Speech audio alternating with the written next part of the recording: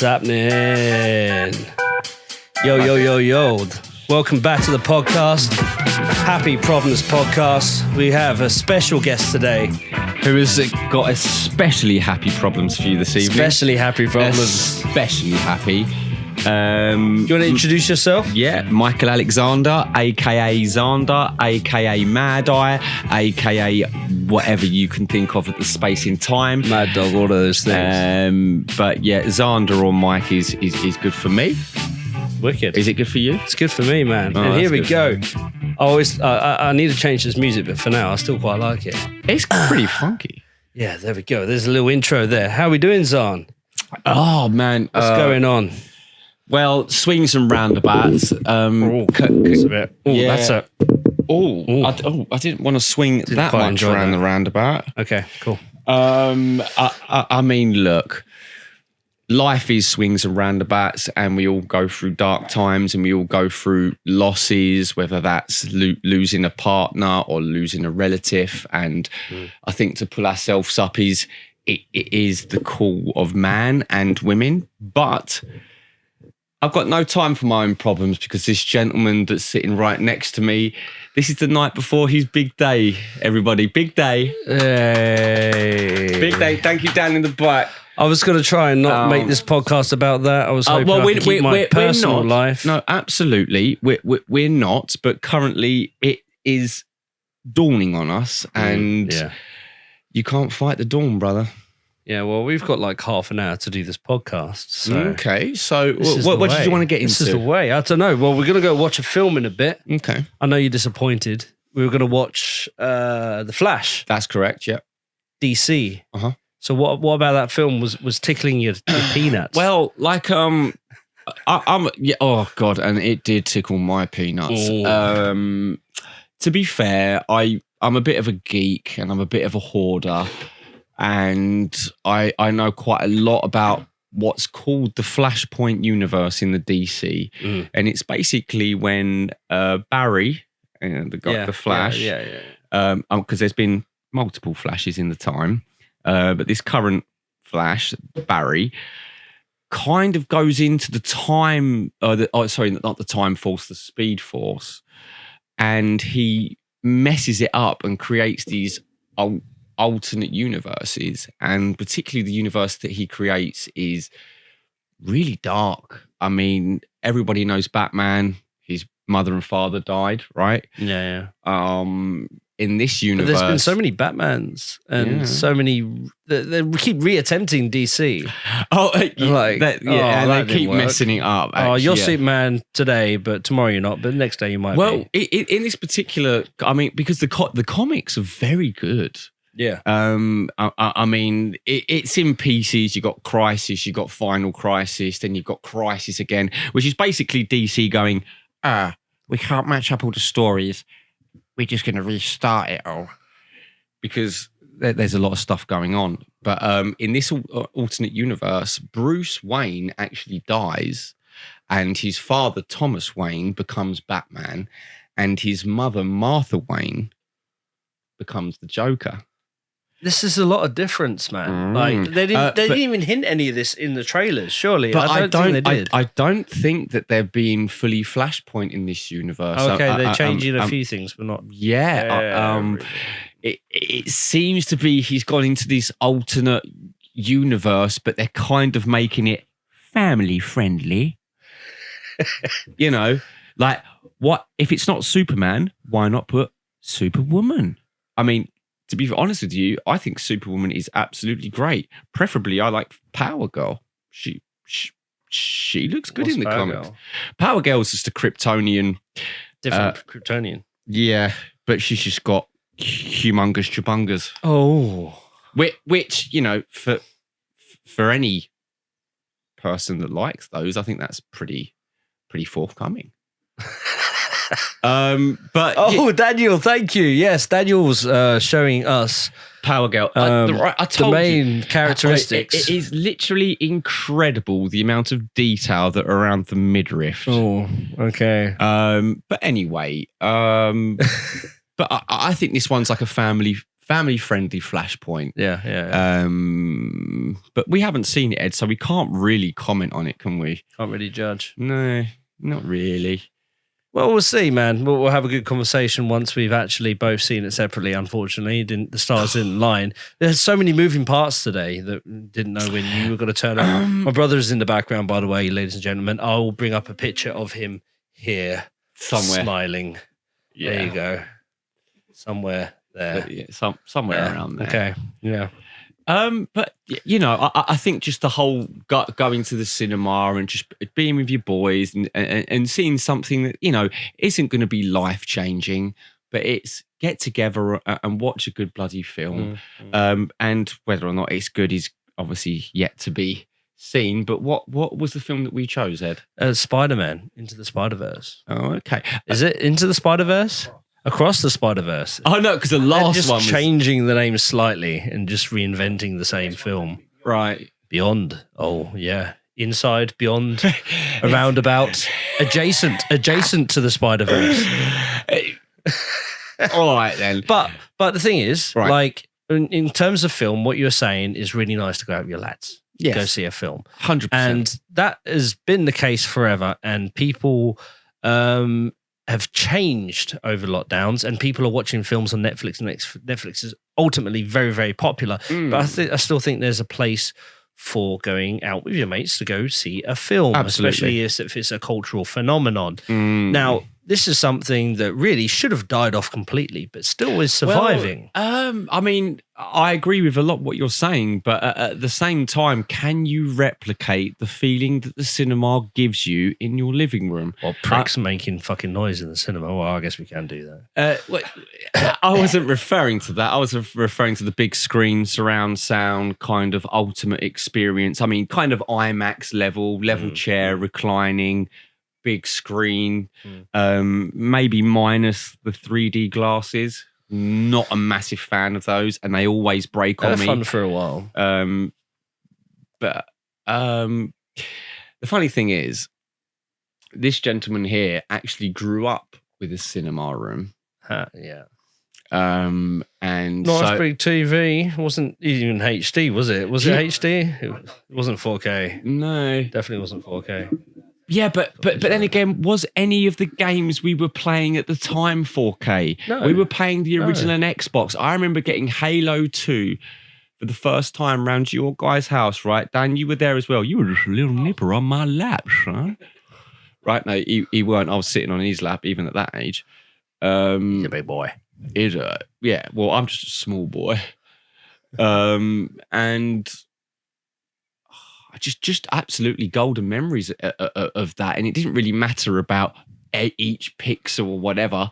We were Halo 2 in Halo, the universe on a screen that's, you know, as a young boy, I couldn't even fathom how big it was. Even the people that weren't ultimately close to our friend group, the people that did see it, they all were impressed by it and they enjoyed it in that time. Well, I think that you need to be a strange person not to be impressed by a cinema room with surround sound. Well, our TVs nowadays are pretty big. Like my TV in my living room's over halfway the way there. 55? Yeah, right. Yeah. Okay, yeah. Do you play games on that 55-inch? Yeah, and it's on the extendy arms on the wall, and I bring it right close. Right. So get it as big as possible. Do you think that there is too much detail on the big screen to be focused in on playing your game? Or if you have it the right distance away, you can kind of work it out? Because obviously there are times, especially Horizon Zero Dawn. Oh yeah. There's particles everywhere, and it's just distracting. And like plants moving and dinosaurs going through the rush. Yeah. Because I'm of the notion that monitors are the way forward. You know, rather than spending £1,000 on your 65-inch family TV, how about spending £1,000? And this is ridiculous, right? Because you're going to still spend £1,000, but it's going to be 26 inches. What smaller? Oh, it's you know. But who's that for? Is that for the family? Well, I hope not.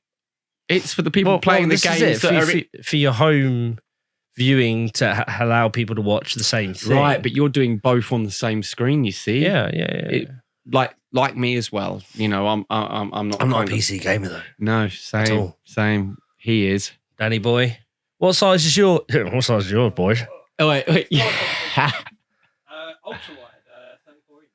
34. But you sit right in front of it, right? Is it a curved one? No.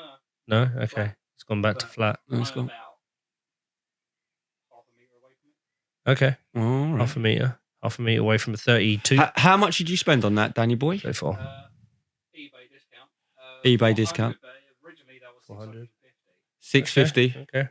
Which It's a nice monitor. No, if you're close. What's it like? 120 hertz, silly. No, 60. It was for studio sort of use. It was for Oh, okay. not necessarily for gaming. Right. 60 hertz. 60 It's just a nice screen, man. Hmm. Just a really nice screen. Yeah. I mean, I think, especially with me, if I can just speak about this just for a moment. Oh, of course you can. There is golden times of gaming that I especially experience with these two people around me. I grew up with this gentleman. I was always round his bloody house. He was round my house as well, but my house didn't have a cinema room, so obviously I'm round his house. His younger brother there had to put up with us, and thank you very much. It's all right, you're talking past it. Is that all right?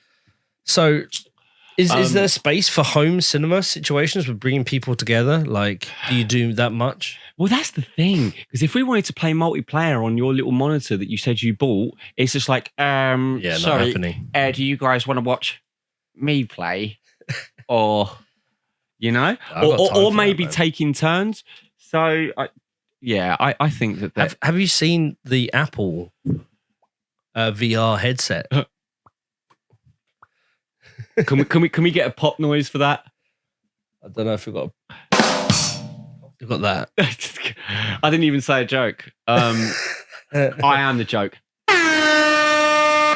Yeah, that's it. Absolutely, we all love that. Have you not seen that?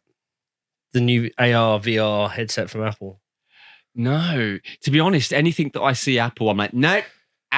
It's No. £3,500. Nope, not yet. Well, $3,500. I'm not surprised. For the same phone with the same power, same camera capability, same internal storage capability, same software, but running on Apple, literally the same phones.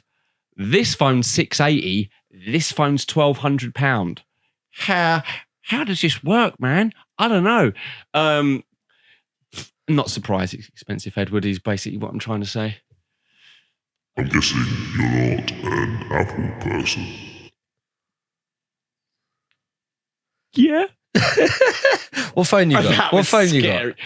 scary. I've currently got a Google Pixel 6. Is that the good camera one? Does that have a good camera? Well, there's another Google out, so I'm sure it's beat now. But the Android works pretty good for me. It's pretty fast, decent screen. I've just never been an Apple. And can I say one thing about Apple? Yep. So I played 8-Ball Pool for a while on Android. It's the game that you just play pool.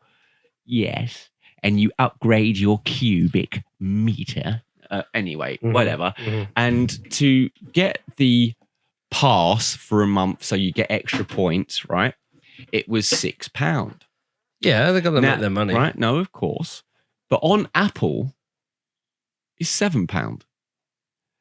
Now, this made me think, so are Apple putting £1 on every downloadable content, every game possible? So then we checked out a few other games, and it is £1 extra on every game. And that's not a joke. If you check the price... What, more expensive on Apple or Android? More expensive on Apple. Because they take a higher cut. Absolutely. That's why. I just... They're greedy. I'm anti-Apple, and I'm sure there's Apple fans out there that, swear by it, and that's fine. But ultimately, I'm looking for the same result. There are certain companies, they know they've got the hooks in you. Yeah. Like Netflix changing their policy to you have to stay in the same household. They know they've got the hooks in you. Yeah. Adobe, if you want the full suite, it's £60. They know you're going to pay it because what else is there? Yes, Yeah. there are other apps there for a part of it, but not for the whole thing. So. Yeah. Well, ultimately, I'm not going to pay it. Is that me squeaking? That is... I thought you were letting rip, to be honest. There we go. Oh, that's better. Anyway, this is a lovely studio that you've... Do you like it? Yeah, dude. Like, I like... The little pocket. I like what you've done with that place. Like, man. if anyone's ever come into the studio, Giggity, and seen what I've put together, any other angle, this does not look as good as it does on this angle. No, it absolutely does. This whole studio is how you would think it. It isn't just an attic that we have converted very quickly for this podcast, is it, Ed? It's nice though. No, You like it? it's... I've wanted you to come on for a while, Giggity, and for us to have a chat, just about life generally. Yeah, sure, man. Okay, and to just jam, because this is essentially what I wanted. I want a reason for invite people over to hang out. Do you know what? It's super fun just having a conversation. No, go back to green. I mean, it's the best color of the lightsaber. If you're asking me. You haven't even played the new Star Wars game. No, I haven't. I was going to ask you what color. I went for white. My one. Have you played the new Star Wars, Daniel? I have not. I've played the previous one. I have not yet. He's a PC gamer. He plays different games. Yeah, I know. He's like, no, those graphics are not good enough for me. I play it doesn't max out my 1080p GXT WYZ. I play Star Citizen instead of other games. Do you still play Star Citizen? Yeah. Oh, bloody hell. How much you spent in that? Hang on a minute. Oh. I've only spent less than, I think it was less than £80 at the time. What is that for the full? Hang on a moment. Is £80 just for the full game? Yeah, I was an early player. But so you're paying £80 into a fund of everybody paying £80 to go, please help me finish this game, which ultimately, even now, but isn't finished. If Bethesda's got there before you, then come on, start rethinking. But hey, man, they make bank. Bank. Yeah. They do. They do. Bank. Wales. Oh, and that was a good bank. We should watch that. Watch what? More apologies. More what? You have to figure out the spelling yourself. Right. Okay. Really good Star Citizen content. So let's just get this straight. So just for our audience that doesn't really know, Star Citizen was like a crowd-funded game, and it had all these big ideas. It was kind of like, if anyone knows No Man's Sky, Yeah. it's sort of related, but a little bit more graphically able. And it had the promise of being something that we have never seen before. And you totally missed that cue for me to do that. Sorry, go on. Something. It didn't work using my one. Something that we've never seen before. Fucking hell. That was awkward. Let's not do that again. Anyways. Daniel, you don't know what we're experiencing right now. I'm playing sounds in the background, and I'm just trying to put them off. So, yeah. Anyway, look. So, first and foremost, it was a game that you could just do nothing in, right? Mm. Yeah. Well, yeah. But also Star Citizen, right? You've spent now £300. You've got a couple of ships which you could just fly around and stuff and do nice stuff. Don't get me wrong, the game looks good. You could be flying in your ship, get out the cockpit, walk around, the ship's still floating in the sky. It's pretty cool. Did look cool, but 10 years ago. So, well, my question to you actually is: has there anything been developed about it? Yeah. Yeah, so where you were linking it to No Man's Sky, that was all procedural content, and everything was trusted to a system to make, and unfortunately it came out stale. Right. Everything was repeated. Wait. Come, because not like at home. The people at home watching can't hear this. Come on, Dan. Come in, and you tell them. Yeah. Do I actually have to? Yeah, you do. I'm standing up in this place. Oh. headphones might be sweaty. Oh, the headphones are definitely sweaty. Right. 100%. Find myself on here. There we go. That's it. Take them off. Yeah. Boom. Oh, it feels weird Hi. hearing myself. This is awkward. There you go. Into the mic. Hello, everyone. There we go. That's perfect. Perfect. Anyway, so what I was saying in the background, Uh-huh. I've lost my train of thought. Right. So how have they developed Star Citizen from a incomprehendibly empty game that it was at a certain stage? Saying is that Star Citizen is handmade. Right. Linking it to No Man's Sky, it was AI procedurally generated, and at first it came off stale. Uh-huh. A lot of people hated the game, and the development team have put in a lot of work to make it the game they promised. Right. Admittedly, not a game I'd play because I'm not a PlayStation, I'm Xbox and PC. Mm-hmm. But seeing the development happen, it's definitely an entirely different game now. Mm-hmm. But the reason why Star Citizen works is that you put the pledge on, and the money you put in, they promise you a game eventually. And yeah, not everyone's here to wait around for that sort of thing. But at first, you were given a hangar, a ship that you paid for. I remember that. And walking around for months on end in the hangar, looking at your ship. At first, it was great, but then after a while, you wanted more. And now they've gone on to... Is there any stories, any missions, any bounty hunting? Is there any... There are. Is there reasons to go into the world other than to marvel at the graphics? And I mean, the graphics some of them amazing. It really well is, but a good game isn't built on graphics. No, of course not. It could look pretty, but... It's got Gary Oldman in it. Mark Hamill. Okay, Mark There you Hamill go. does a voice too. It's the whole character. Oh, really? I can't remember any other names right now, but Skook Lightwalker, right? something like that. But yeah, no. So I don't play it too much. I periodically go on because file size is huge. I've only just upgraded my broadband. But is it broadband heavy? not in the sense that it's demanding a lot, but it's just because where I live, the broadband was terrible. I've only just upgraded to 600 megabits, which game changer. I was on like 30. So can you notice a difference? Oh, okay. But just the game itself is quite demanding. So sometimes, depending on the server, I can get in, getting nice smooth frame rate of like 60 FPS. Sometimes I get in, it's barely 20. But they are working so much on ironing out all these little bugs, all these glitches. It's an entirely different thing. But again, from what it was in the first place. The question is there anything to do? Yeah. Like what? So again, admittedly, I don't know everything that's going on in there, but you get bounty contracts, you get transport, you get salvaging.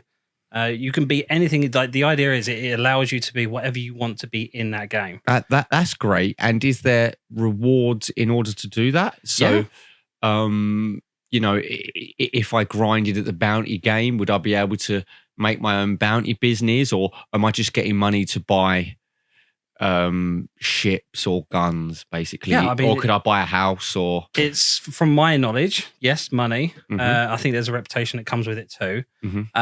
But a lot of missions, although made by the game itself, players can actually make their own bounties. So players can actually send out requests for people to actually accept. No way. So not only does the game provide... So you could get a bounty placed on you just say randomly. I come up to you, blow your ship up, you respawn, Yeah, but hey, you sort out a contract for me. I don't like that me. guy.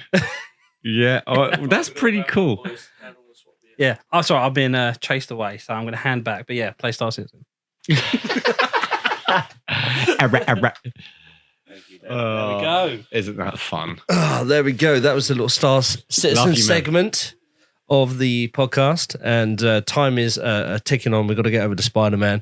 So I want to wrap this up. I hope everyone enjoyed the podcast. We're just chatting shit. Pretty much, dude. We didn't really get into much, but we'll do it again. We'll spend a bit more time. We'll get sure. into some stuff. It has really been nice to have you round, obviously, as always, not just in the podcast. it was nice to be around. Life exists beyond these four walls. And so we're going to wrap it up there. You have fun? Nope. Okay, cool. Thank you very much for watching, guys. Catch you guys in the next video. Peace. And we're done.